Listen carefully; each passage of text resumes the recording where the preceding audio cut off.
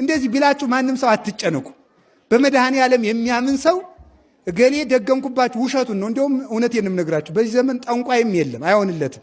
ውሸቱን ኩሸቱ ነው እንጂ ጥንቆላቸውም አይሰራም። እማምላክን ከልቤ ነው የምነግራችሁ። ማለት ማማተብ ነው ያለባችሁ። በጌታዬ በኢየሱስ ክርስቶስ ትምህርተ መስቀል ካላችሁት ሁሉ ይሻላል። ስለዚህ ተመልከቱ፣ ድግምት ሆነ። እባካችሁ አጋንንት ስሙን ስሙን ስሙን ብለው ጸለዩ ጠንቋዮቹ። አይ ሌላ ሰው ያዙ ብትሉን እንመጣ ነበረ፣ ግን ለአርሴማ ሲሆን አንመጣም አሏቸው። እሷን ለመያዝ እንኳን አይሆንልንም። ለሌላ ሰው ሲሆን ሴቲቱ በወንድ ፍቅር አይምሮዋን እንድታጣ፣ ወንዱ በሴት ፍቅር አይምሮውን እንዲያጣ ማድረግ እናውቅበት ነበረ። በሴት አድረን ወንድን ከክብር ማሳነስ፣ በወንድ አድረን ሴትን ከክብር ማሳነስ እናውቅበት ነበር። የእርሷን ስም ከጠራችሁ ግን አንመጣም አንመጣም አንመጣም ብለው አጋንንቱ መልሰው ለጠንቋዮቹ መልስ ሰጡ። እዚያ ምን ይደረግ ተብሎ ሌላ ምክር ደግሞ መጣ። ምን እናድረጋት ይችን ሰው? አገራችን በሙሉ እኮ አሳተችው ተባለ። አይ ከጣዖቱ ምኩራብ ትግባና ጣዖቶቻችን ሰብረው ይጥሏታል፣ ሁለት ነው የሚሰነጥቋት ተባለ። ገባች። አንተ እንውዘ ልብ እንጨት እኮ ነው ይሄ። አይን አንተ ራስህ የጠረብከው እኮ ነው። አይን እያለው የማያይ፣ ጆሮ እያለው የማይሰማ፣ አፍንጫ እያለው የማይሸት፣ ለዚህ ነው የምትሰግድ? ውሰደኛል። ከዚያ ሰደዳት። እዚያ ሲሰዱ ጣዖታቱ በሙሉ ተሸፍኖ እንጨት እኮ ነው ውስጡ። ግምጃውን ተሸፍኖ ለሰይ ሰማዩ መምህራነ ወያምሩ መጻሕፍተ ቅዱሳተ ኢፉድፉዳን እምንቱ እንዳጎኖሙ ለሰባ ዛጦን ለአባ ጊዮርጊስ ጋስጫ። ይህን ለሊቃውንቱ ነግሬያቸዋለሁ። ለእናንተ ምን ያደርግላችኋል? ሰምተውኛል። ከነደዳችሁ ግዕዝ መማር ነው አልን። ማምላክን አልነገራቸውም ይሄን።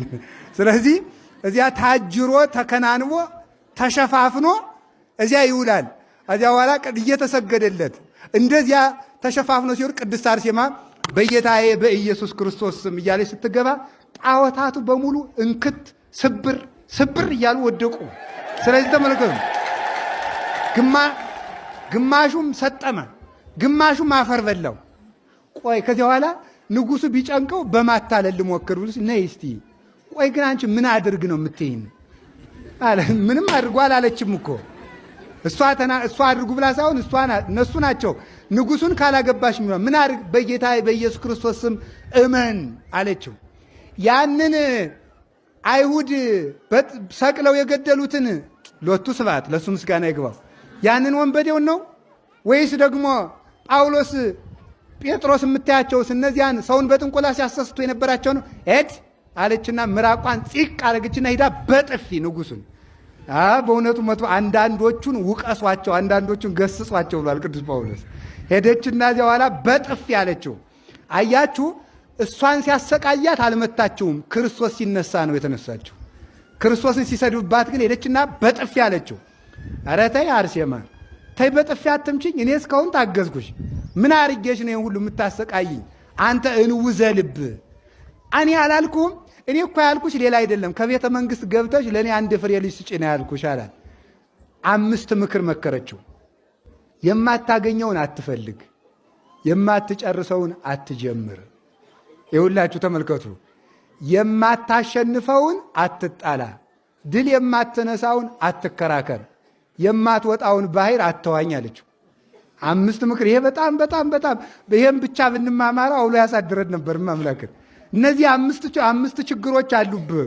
ስለዚህ የማታሸንፈውን ኢትኩኑ ከመዘይጻባ ምስለ እግዚአብሔር ያለው ነው። በእውነቱ ገማልያል ለአይሁድ የመከራቸው ነው።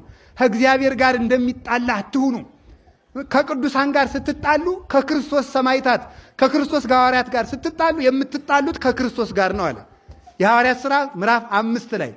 ከክርስቶስ ቅዱሳን ጋር የሚጣላ ሰው ከክርስቶስ ጋር ነው የሚጣላው።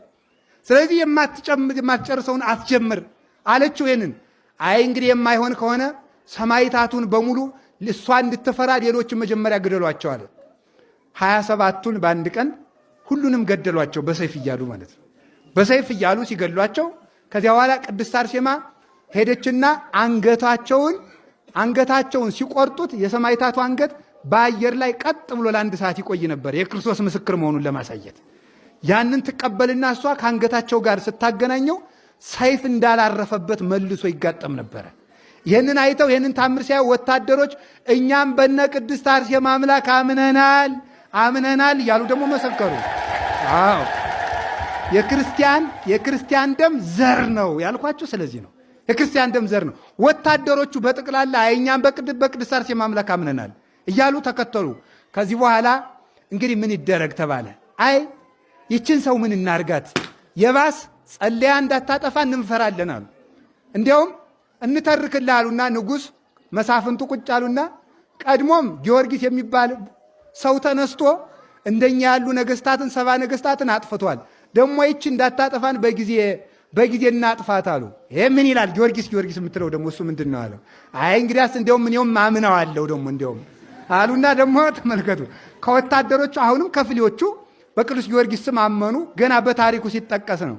መጨረሻ ላይ ቅድስት አርሴማን የምናደርጋት ሲባል ወደ ወስዳችሁ አንገቷን በሰይፍ ብላችሁ ግደሏት አለ። ሩጫዋን ስትጨርስ ነው ይህን ሁሉ